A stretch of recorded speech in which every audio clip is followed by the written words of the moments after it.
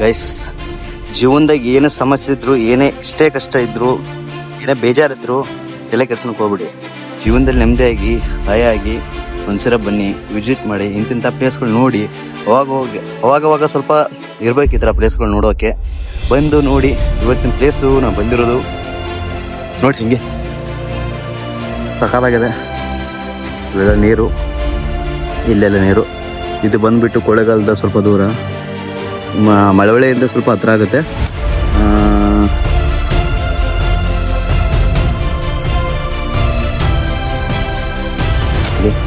ನೋಡ್ತಾ ಇರಿ, ನಗ್ತಾ ಇರಿ ಅಷ್ಟೇ.